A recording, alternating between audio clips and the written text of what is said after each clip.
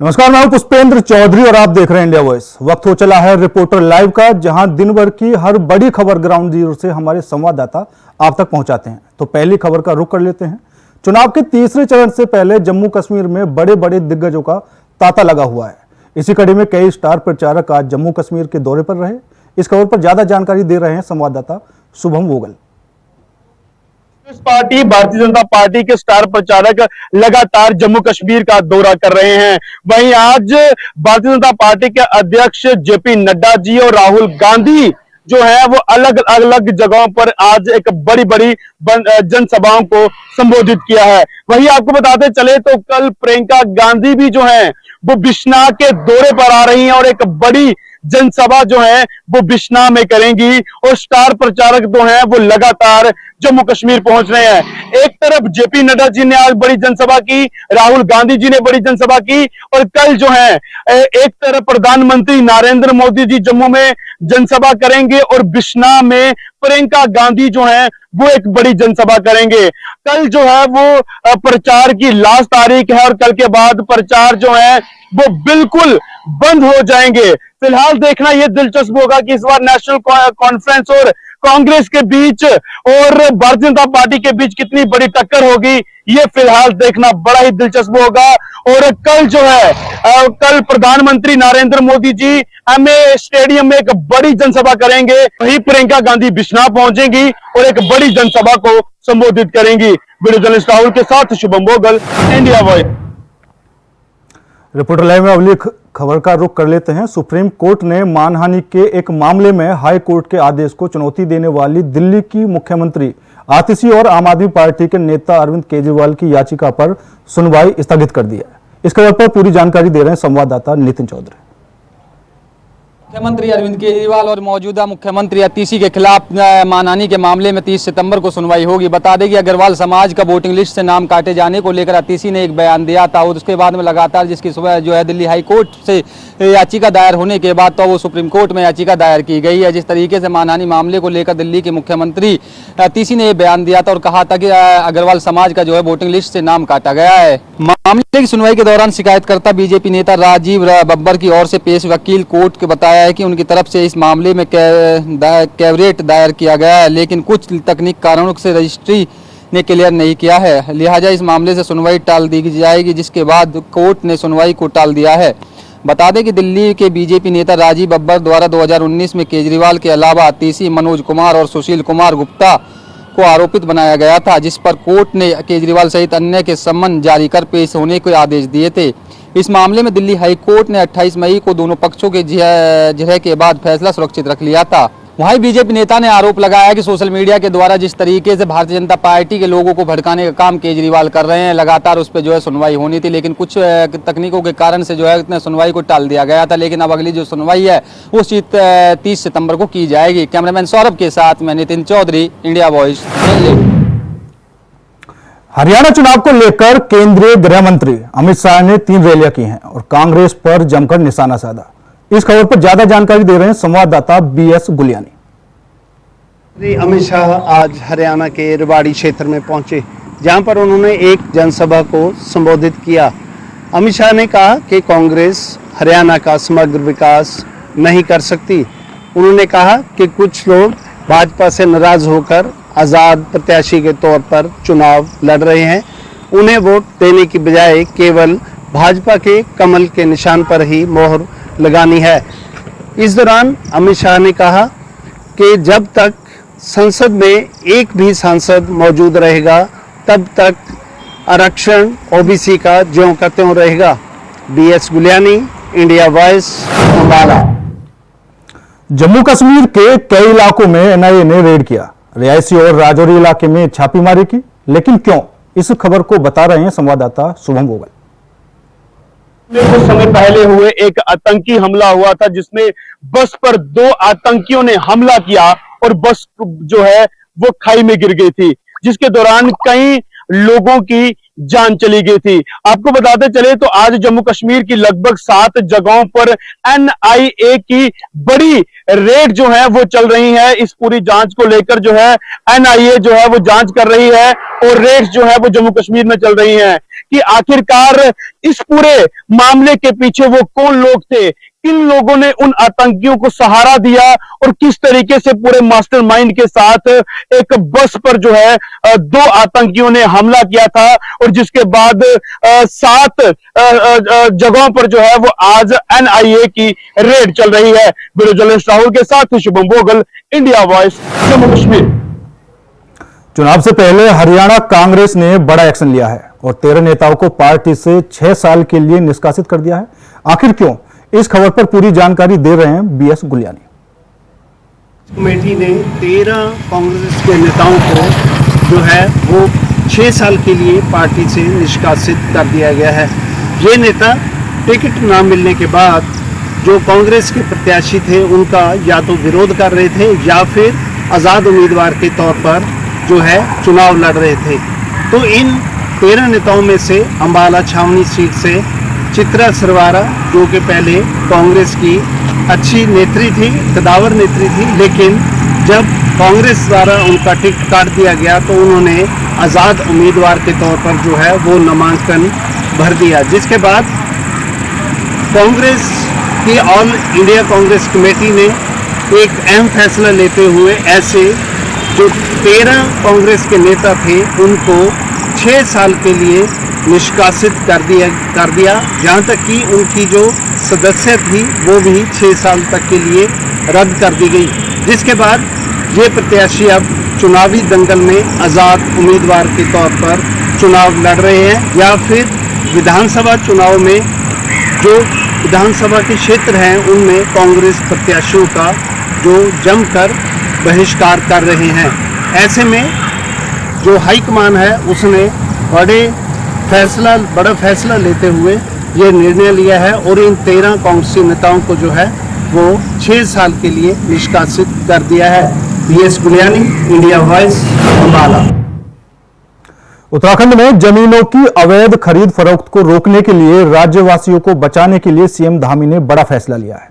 क्या है सीएम धामी का फैसला, बता रहे हैं चैनल हेड अवनीश प्रेमी। उत्तराखंड के मूल चोरों को बचाने के लिए मुख्यमंत्री पुष्कर सिंह धामी ने संकेत दिए हैं कि वो भू कानूनों में परिवर्तन करेंगे। अब तक नियम ये था कि बाहर का व्यक्ति उत्तराखंड में 250 वर्ग मीटर जमीन खरीद सकता था, लेकिन जांच में ये सामने आया है कि उस व्यक्ति ने अपने परिवार के अन्य सदस्यों के नाम भी अलग अलग जमीन खरीदी है। ये अपने आप में गंभीर विषय है और यही कारण है कि सरकार अब ऐसे मामलों की जांच कराएगी और अगर वो सही पाए जाते हैं तो उन जमीनों को सरकार अपने आप में निहित करेगी। इसके साथ ही सरकार ने यह भी कहा है कि भू कानून को सख्त बनाया जाएगा ताकि जो बाहर के लोग यहाँ पर आ रहे हैं और यहाँ के मूल स्वरूप को बिगाड़ रहे हैं उन पर अंकुश लगाया जा सके। उत्तर प्रदेश सरकार के कैबिनेट मंत्री ओम प्रकाश राजभर का कार्यक्रम गोरखपुर में आयोजित होना था, लेकिन कार्यक्रम हो नहीं पाया। आखिर क्यों? पूरी जानकारी दे रहे हैं संवाददाता अवनीश मणि त्रिपाठी। कैबिनेट मंत्री ओम प्रकाश राजभर का कार्यक्रम जो है मूसलाधार बारिश के कारण स्थगित। हम आपको बता दें कि गोरखपुर सीएम सिटी से महज 25 किलोमीटर दूरी पे सैयद मोदी स्टेडियम सरदार नगर में यह कार्यक्रम जो है रखा गया था। विशाल जो है जनसभा का ये कार्यक्रम था आगामी चुनाव को देखते हुए, लेकिन लगातार मूसलाधार बारिश के कारण यह कार्यक्रम स्थगित हो गया है। वहीं अगर हम कार्यकर्ताओं की बात करें तो वो उनके में काफ़ी हुजूम और हर्षोल्लास देखने को मिला। लगातार युद्ध स्तर पे जो है कार्यकर्ता जो है कार्यक्रम को लगाने के लिए लगे हुए थे, लेकिन जो है मूसलाधार बारिश के कारण यह कार्यक्रम जो है स्थगित हो गया। वहीं जो है ओम प्रकाश राजभर का कार्यक्रम है, हर जिले में इस तरीके का जनसभा का कार्यक्रम लगेगा। आगामी चुनाव को देखते हुए कार्यकर्ताओं ने कहा है कि अगर कार्यक्रम स्थगित हो गया है तो आने वाले फिर विगत कुछ दिनों के बाद कार्यक्रम रखा जाएगा। लेकिन अगर हम कार्यक्रम की बात करें तो लगभग यह 3 ब्लॉक का कार्यक्रम था और यहाँ पे दूर दराज से लोग आए भी थे कार्यक्रम में शरीक होने के लिए, लेकिन मूसलाधार बारिश के कारण जो है कार्यक्रम को स्थगित कर दिया गया है और ओम प्रकाश राजभर जो है आजमगढ़ के लिए प्रस्थान कर दिए। अवनीश मणि, गोरखपुर, इंडिया वाइज। कानपुर में हो रहे भारत बांग्लादेश क्रिकेट मैच का बजरंग दल के कार्यकर्ताओं ने विरोध किया है और पोस्टर हाथों में लेकर जमकर नारेबाजी की। इस खबर पर ज्यादा जानकारी दे रहे हैं संवाददाता मुकेश गौतम। कानपुर के ग्रीन पार्क मैदान में आज भारत और बांग्लादेश के बीच दूसरा टेस्ट क्रिकेट मैच खेला जाना था।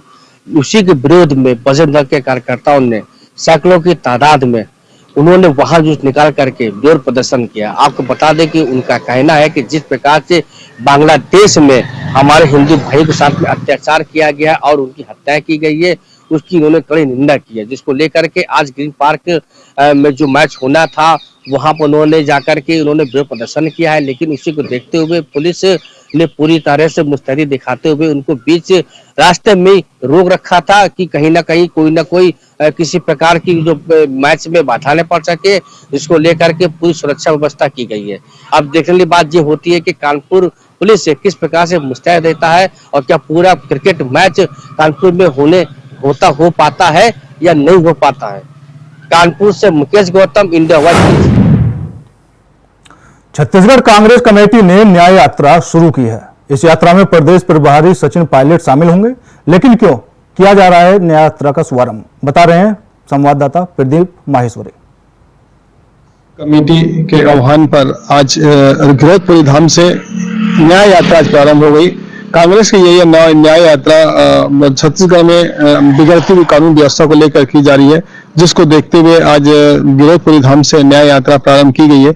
यह न्याय यात्रा 7 दिन तक चलेगी। लगभग 125 से 27 किलोमीटर तक गिरौदपुरी से न्याय यात्रा चलेगी, जो रायपुर में समाप्त होगी। इस न्याय जब समापन के समय में छत्तीसगढ़ के प्रभारी सचिन पायलट इस समापन समारोह में उपस्थित होंगे। याद रहे कि बलौदाबाजार जिले के गिरौदपुरी धाम से न्याय यात्रा आज प्रारंभ हो चुकी है। इस न्याय यात्रा में छत्तीसगढ़ विधानसभा के प्रतिपक्ष के नेता चरणदास महंत, पूर्व डिप्टी सीएम टीएससी जो दीपक बैज और कसडोल के विधायक संदीप यादव उपस्थित थे।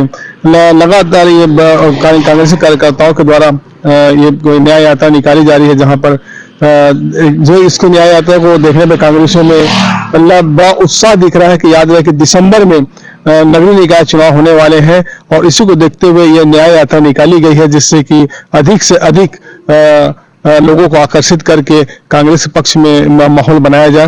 ये न्याय यात्रा का उद्देश्य हमको ऐसी प्रकार लगता है। याद रखें न्याय यात्रा के साथ बलौदाबाजार में विगत दिनों यूपी के डिप्टी सीएम केशव मौर्य ने मिर्जापुर दौरे के दौरान अखिलेश यादव, राहुल गांधी और डिंपल यादव पर जबरदस्त हमला बोला है। क्या कुछ कहा है, संवाददाता कमलेश कुमार दे रहे हैं पूरी जानकारी। आज डिप्टी सीएम केशव मौर्य का आगमन हुआ। बता दें, आगमन के दौरान मिर्जापुर के पैड़ापुर गांव में स्कूल के ग्राउंड में जो है कि डिप्टी सीएम का आगमन हुआ है। वही आगमन के दौरान समूह की महिलाओं और बच्चे वहां हजारों की संख्या में लोग एकत्रित हुए। वहीं बता दें कि बरसात का मौसम था, हालांकि देर हुआ, लेकिन जो है कि जिस हिसाब से कि माहौल देखने को मिला, एकदम वहां पर जनसैलाब लोग उमड़ पड़े। वहीं बता दें कि केशव मौर्य के आगमन के दौरान जो दीदी हैं, आशाएं हैं, ग्राम की समूह की महिलाएं, उन्होंने उनका भव्य स्वागत किया। स्वागत के दौरान जो है कि पुष्प गुच्छ देकर यहाँ के अधिकारी और नेतागण ने उनका स्वागत अभिनंदन किया है। वही बता दें कि नन्हे मुन्ने बच्चे को खीर खिलाकर उनको जन्मदिन की बधाई दी, उनके जन्म होने की बधाई केशव मौर्य ने दी है। वही बता दें कि मिर्जापुर में आगमन के दौरान उन्होंने देखा कि यहाँ पर समूह की महिलाओं ने अपने ही खुद हाथों के द्वारा बनाए हुए स्टॉल लगाया गया है। स्टॉल जो लगाया गया, अलग अलग शॉप के स्टॉल लोग महिलाएं जो अपनी अपनी लगाए हुए थी, कोई कारपेट का, कोई दवा का, तो कोई साबुन वितरण करने का। महिलाओं का यहाँ कहना है खुद अपने दम पर ही अपना शॉप लगाए हुए। वो केशव मौर्य बोल रहे थे कि जो है कि जिस तरह से किसी का घर गिराया जाता है, किसी का जो है कि जो गुंडा माफिया किस्म के लोग हैं उनके पर कार्रवाई की जाती है, तो जो अखिलेश यादव को बुरा लगता है वो भी परेशान होते रहते हैं। किसी तरह से मतलब बता दे कि आपको केशव प्रसाद मौर्य ने तरह तरह की टिप्पणी राहुल गांधी और बसपा के सुप्रीमो मायावती और जो है कि अखिलेश यादव पर जम के साधा है निशाना। मिर्जापुर से कमलेश कुमार, इंडिया वाइज के लिए। बरेली में रिश्वत लेते हुए लेखपाल का वीडियो वायरल हो गया, जिससे प्रशासन पर सवाल खड़े हो गए हैं। इसी खबर पर ज्यादा जानकारी दे रहे हैं संवाददाता सनी गोस्वामी।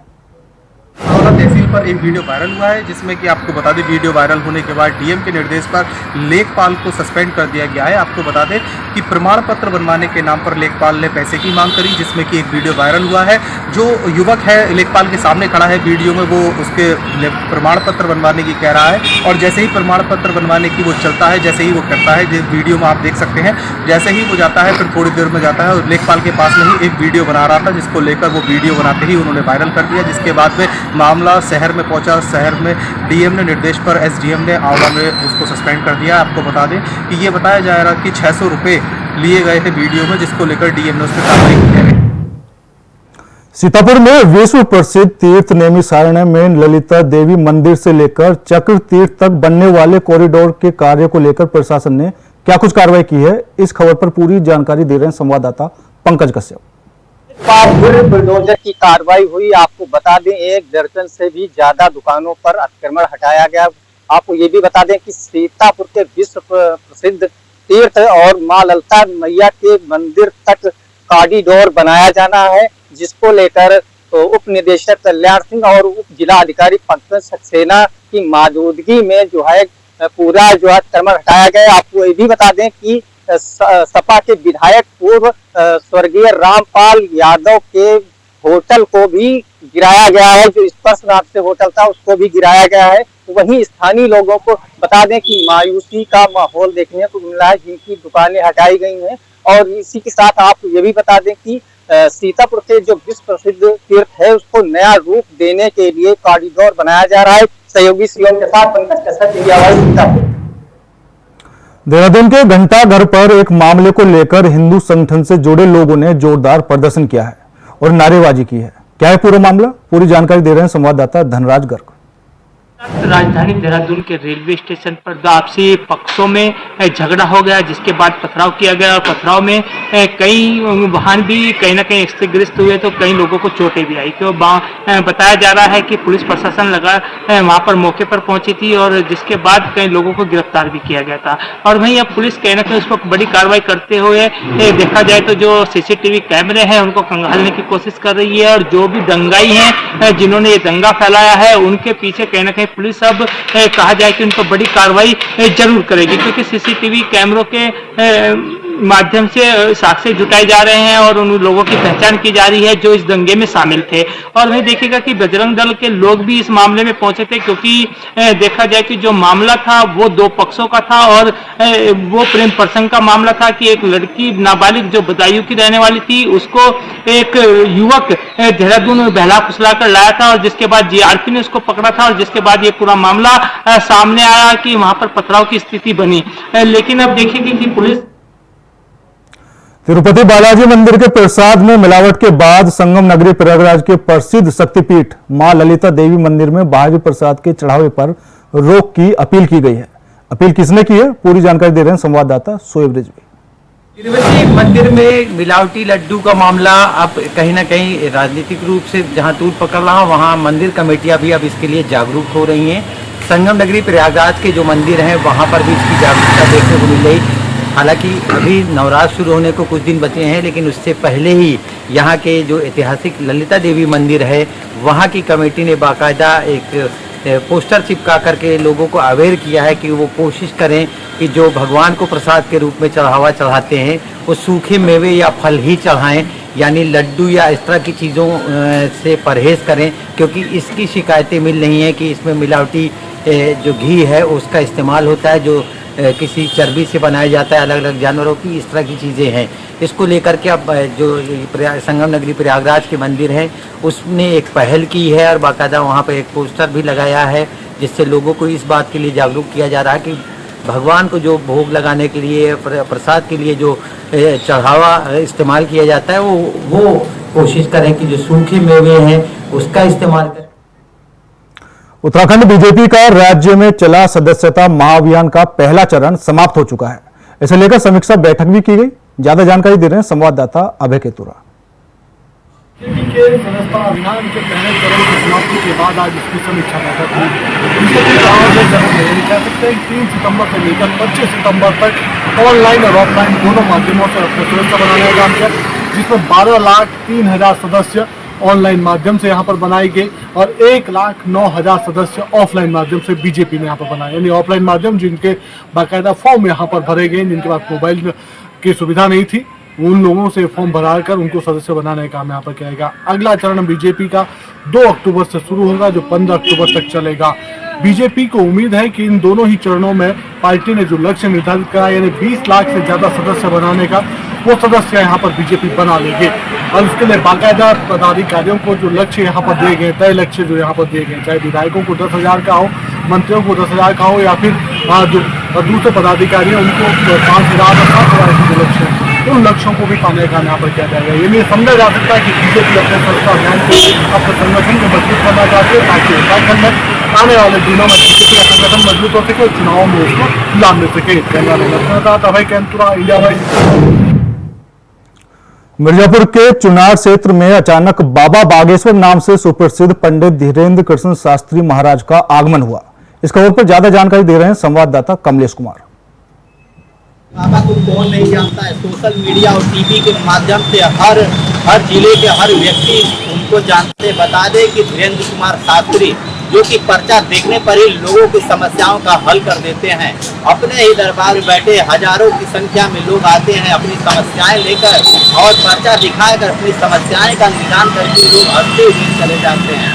वही बता दें धीरेन्द्र शास्त्री मिर्जापुर के अड़गानंद स्वामी के यहाँ आए, जैसे ही बता दें बिना प्रोटोकॉल के बिना बताए आए, वही लोगों को सुनते ही चकाचौंध हो गए कि धीरेन्द्र शास्त्री मिर्जापुर में अड़गानंद महाराज जी के पास आए हैं। लोगों की भीड़ का जमावड़ा लगने लगा। धीरे धीरे बता दें कि सैकड़ों की संख्या में लोग एकत्रित हो गए। वही बनारस होते हुए चुनार छत्तीसगढ़ में जो है अड़गानंद महाराज का जो कुटिया है वहाँ पर गए। धीरेन्द्र शास्त्री ने जो है कि अड़गानंद महाराज से आशीर्वाद लिया, उनसे चर्चाई की, उनसे बातचीत की। ये बता दें कि मिर्जापुर के लोग जो है कुछ लोग को जैसे ही पता चला वहाँ पर धीरेन्द्र शास्त्री से बीजेपी प्रदेश कार्यालय में आयोजित समीक्षा बैठक में प्रदेश और जिला पदाधिकारियों, जनप्रतिनिधियों के साथ संवाद कार्यक्रम आयोजित किया गया। क्या कुछ हुआ इस कार्यक्रम में, बता रहे हैं संवाददाता कुलदीप सैनी। राजस्थान प्रदेश भाजपा की ओर से लगातार बैठकों का दौर जारी है। इस बीच आज बीजेपी में दूसरे दिन की बैठक का दौर शुरू हुआ और साथ ही इस बार सदस्यता अभियान के साथ साथ उपचुनावों को प्राथमिकता रखी गई। इस बीच बीजेपी प्रदेश प्रभारी राधा मोहन दास अग्रवाल मौजूद रहे और संगठनात्मक बैठकों के साथ मदन राठौर उनके साथ रहे और उपचुनावों को लेकर पार्टी और व्यक्तिगत चुनाव को लेकर चर्चाएं की गई। आपको बता दें कि राजस्थान में अब उपचुनावों की शंखनाद के साथ साथ अब संगठन को मजबूत करने का काम दिया गया है, जिस पर सदस्यता अभियान कल भी धीमी गति को लेकर यहां पर बैठक में चर्चा हुई और आज एक बार फिर से उस सदस्यता अभियान को मजबूत करने को लेकर मंत्र दिया गया है, जिसे लेकर युवा भाजपा के कार्यकर्ताओं के बीच एक नया संवाद सेतु स्थापित करने का काम प्रदेश प्रभारी ने किया है, जिसको लेकर तमाम तैयारियां अब पूरी हो चुकी है। प्रदेश भाजपा में ये बैठकों का दौर 2 अक्टूबर तक जारी रहेगा, जहां पर सदस्यता अभियान के साथ साथ बीजेपी इस दौरान कई कार्यक्रमों के माध्यम से सदस्य जोड़कर उपचुनाव में जीत साधने की कोशिश करेगी। कैमरा पर्सन अभिजीत के साथ मैं कुलदीप, इंडिया वॉइस। फिलहाल मेरे साथ इस बुलेटिन में इतना ही। बाकी देश और दुनिया की तमाम खबरों के लिए देखते रहिए इंडिया वॉइस। नमस्कार।